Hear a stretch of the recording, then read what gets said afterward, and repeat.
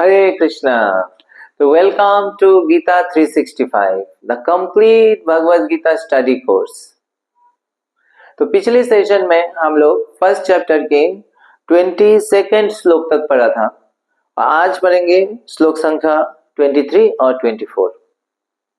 तो अभी तक हम लोगों ने देखा कि अर्जुन जो कि भगवत गीता का हीरो है, उनका एंट्री हो चुका है और वो उनके रथ की पे स्थित भगवान श्री कृष्ण से वो कहते हैं कि मेरे रथ को आप दोनों सेना के बीच में आगे ले जाइए।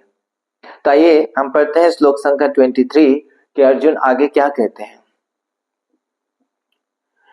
योत्समानाम अवक्ष्यहम यते अत्र समागत धार्तराष्ट्रस्य दुर्बुद्धे युद्धे प्रिय चिकीर्षवा।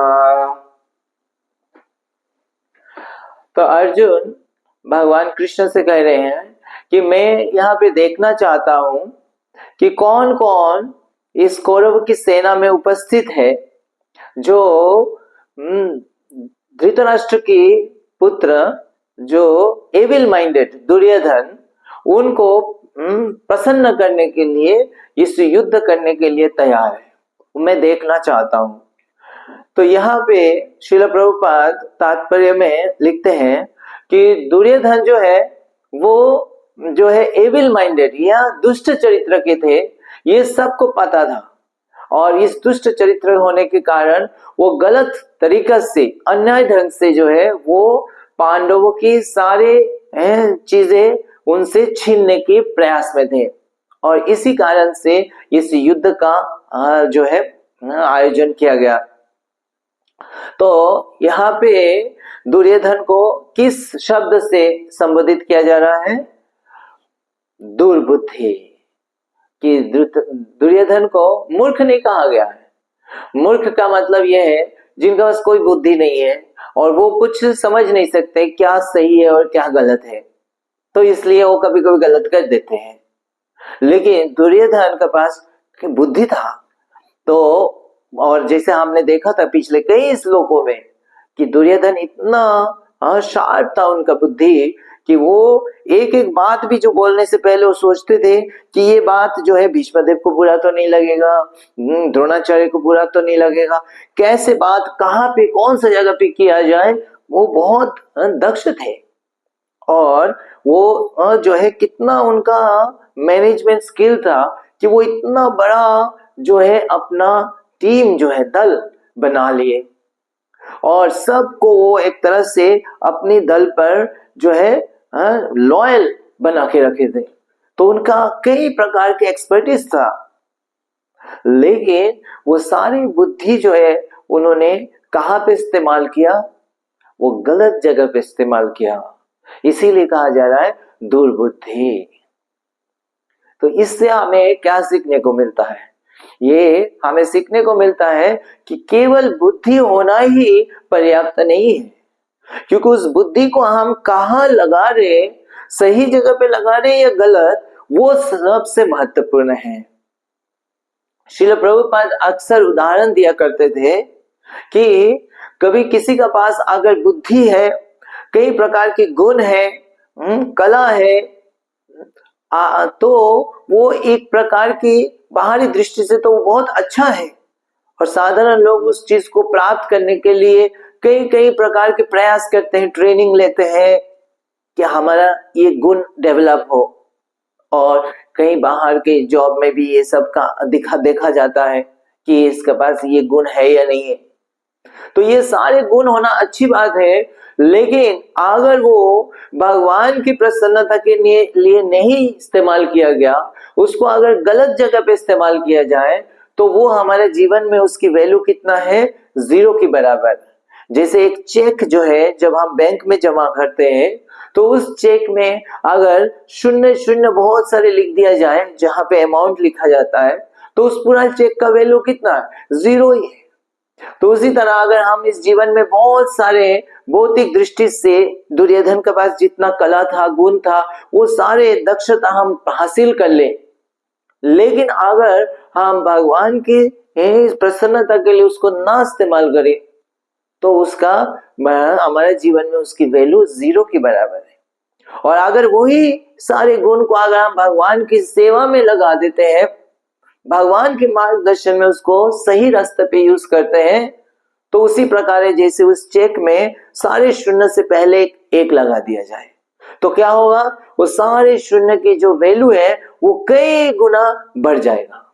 तो उसी तरह सारे गुण को जब हम भगवान की सेवा में लगाएंगे तो हमारे ये सारे गुण जो है वो ग्लोरियस हो जाएगा। अदरवाइज ये सारे गुण होते हुए भी हमारा परिस्थिति कैसा हो सकता है, ये दुर्योधन की तरह हो सकता है। तो यहाँ पे अर्जुन कह रहे हैं कि मैं देखना चाहता हूं ऐसे दुर्बुद्धि दुर्योधन के को प्रसन्न करने के लिए कितने लोग आए हुए, कौन कौन आए हुए। तो वो दुष्ट चरित्र के उनको प्रसन्न करने के लिए कौन आएगा, उनको कौन पसंद करेगा।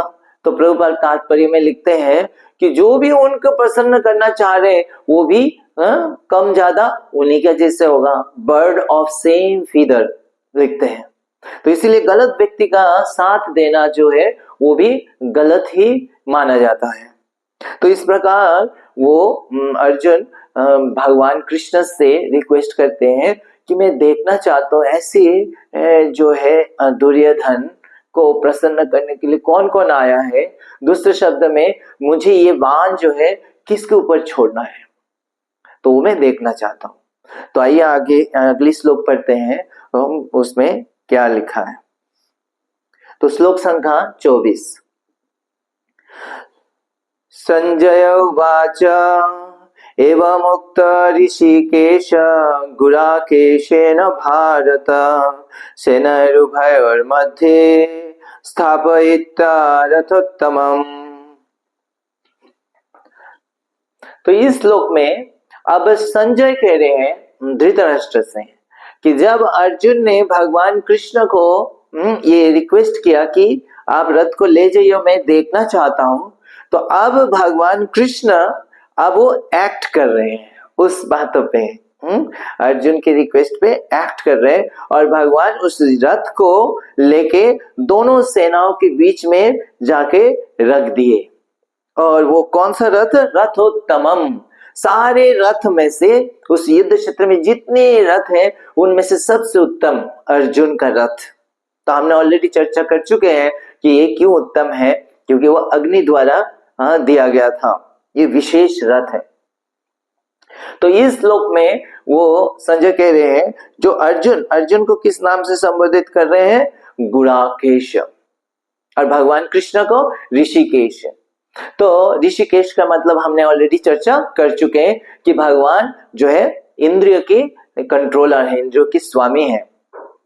तो और गुडाकेश का क्या मतलब है, श्रील प्रभुपाद तात्पर्य में समझाते हैं कि गुडाक का मतलब है कि स्लीप या नींद।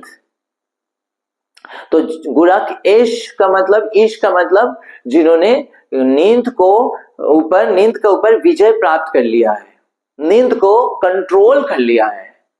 तो अर्जुन ऐसे थे जो अपनी नींद पर उनका पूरा कंट्रोल था। ऐसे नहीं थे वो कि सोते रहते हैं, कि सिर्फ नींद पे कोई कंट्रोल, नींद जब मर्जी आ जाए और नींद पे सो रहे हैं, आलसपन नहीं है। तो गुडाक का दूसरा मतलब ये भी है आलसपन। तो अर्जुन का पास कोई आलसपन नहीं था।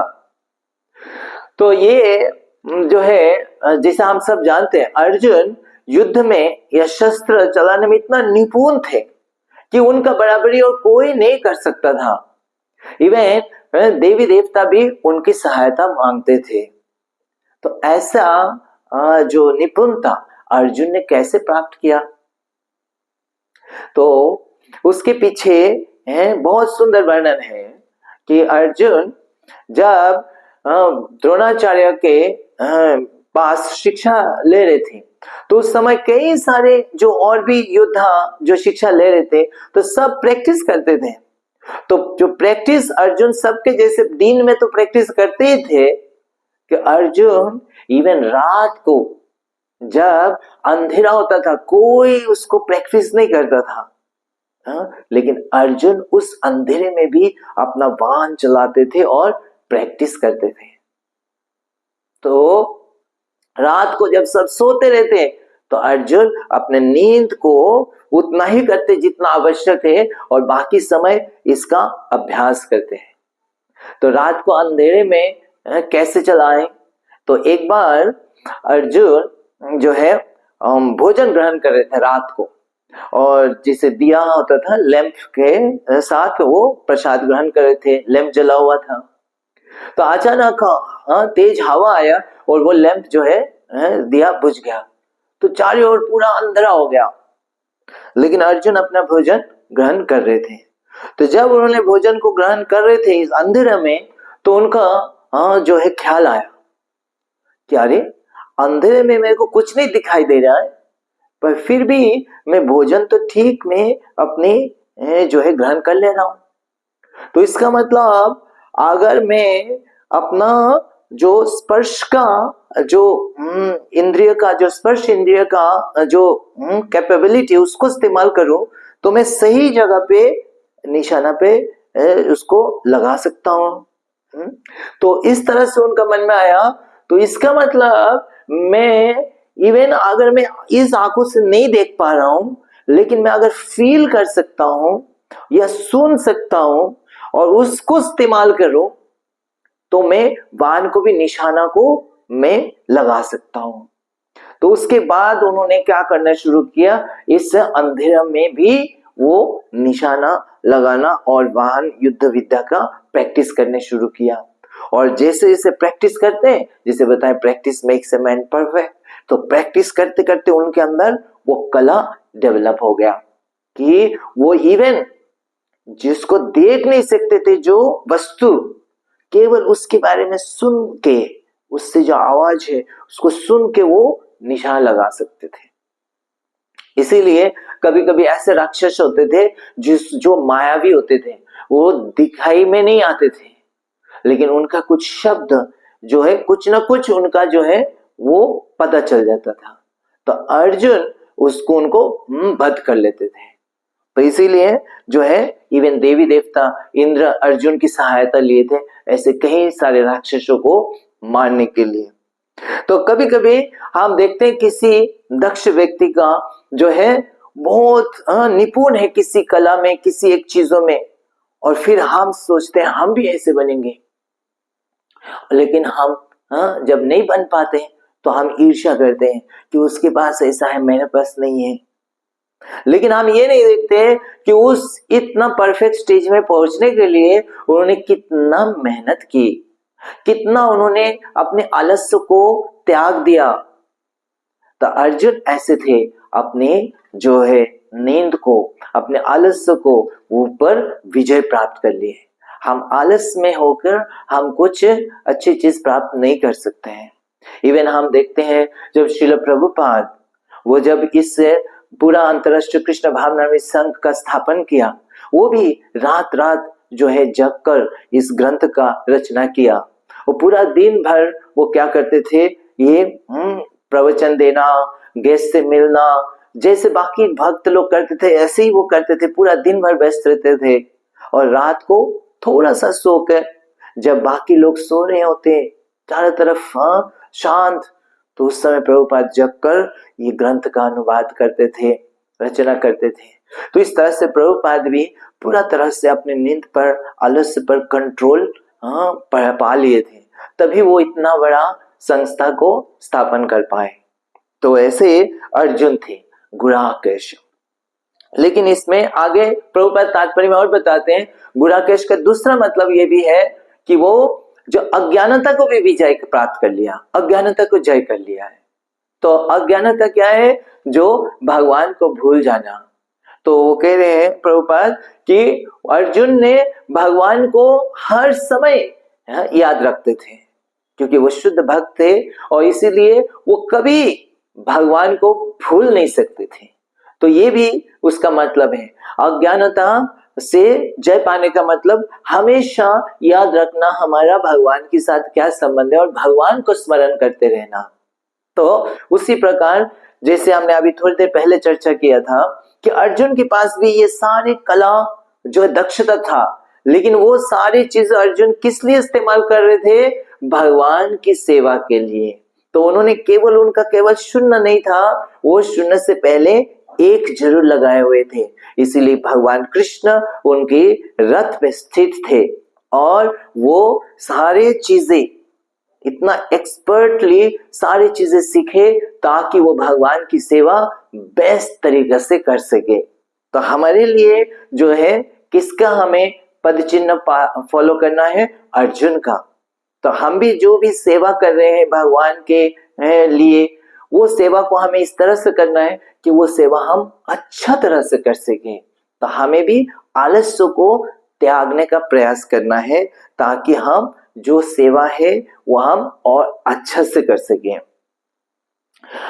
तो ये जो है अब भगवान कृष्ण अर्जुन के कहने पर अब वो रथ को वास्तव में एक्ट कर रहे हैं, भगवान उस रथ को ले जाके रख रहे हैं।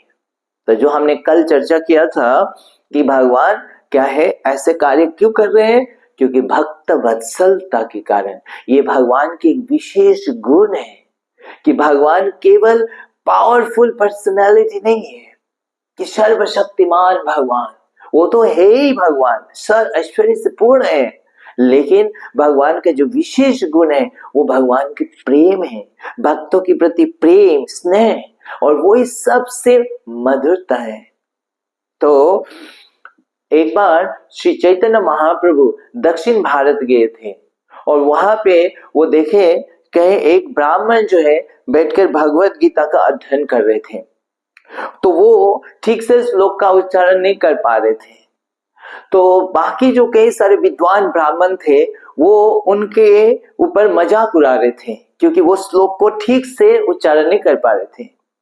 तो बाकी जब उनका मजाक कराते हुए हंसते हुए जा रहे थे तो चैतन्य महाप्रभु इनके पास आए और देखे वो जो ब्राह्मण है जो पढ़ रहे थे भगवद गीता, वो आंखों से उनके आंसू आ रहा है। तो चैतन्य महाप्रभु उनसे पूछते हैं कि तुम इस भगवद गीता का अध्ययन क्यों कर रहे हो, क्योंकि तुम तो ठीक से जो है अध्ययन कर भी नहीं पा रहे हो, श्लोक को उच्चारण कर भी नहीं पा रहे हो, तो तुम क्यों पढ़ रहे हो ये? तो वो कहते हैं क्योंकि मेरे गुरु महाराज ने मुझे आदेश दिया कि डेली भगवद गीता पढ़ना, इसीलिए मैं डेली पढ़ने का प्रयास करता हूँ, क्योंकि मुझे आता तो नहीं है ठीक से, लेकिन मैं प्रयास करता हूँ क्योंकि गुरु ने कहा पढ़ना। तो चैतन्य महाप्रभु बहुत प्रसन्न हो गए कि ये वास्तव में एक अच्छा शिष्य का जो है उदाहरण है कि हम कितना कर पाते हैं नहीं पाते, हमें प्रयास जरूर करना है। तो दूसरा फिर महाप्रभु पूछते हैं कि अच्छा ये बताओ तुम्हारे आंखों से आंसू क्यों आ रहा है, क्या वो लोग मजाक उड़ा रहे हैं तुम्हारे इसीलिए? वो बोलते नहीं, मैं जब इस भगवद गीता का जो पृष्ठ देखता हूँ उसकी कवर, और उसमें मैं जब देखता हूँ कि भगवान कृष्ण जो परम भगवान होते हुए अर्जुन के रथ को चला रहे, तो उनका अर्जुन के प्रति कितना स्नेह है, ये देख के मेरी आंखों में भगवान के प्रति प्रेम का आंसू आने लगता है। तो चैतन्य महाप्रभु कहते हैं तुम ही वास्तव में भगवद गीता को समझ सकते हो, जिनका भगवान के प्रति इतना प्रेम है, इतना आदर है। तो इसके द्वारा चैतन्य महाप्रभु हमें शिक्षा देते हैं हमें भगवद गीता को किस भाव से समझना है। तो इसी तरह से ये जो भगवान का जो ये भक्त वत्सलता है ये बहुत विशेष गुण है और वो भक्तों के लिए सबसे प्रिय गुण है। तो इस श्लोक में हमें ये देखने को मिलता है कि भगवान अर्जुन के लिए इस रथ को चला रहे हैं। तो आज हम यहाँ पे विराम देते हैं, कल पढ़ेंगे हम श्लोक संख्या 25, 26 और 27। तो आप सब पढ़ के आइएगा। हरे कृष्णा। ग्रंथराज श्रीमद् भगवद गीता की जय। जगत गुरु श्रील प्रभुपाद की जय।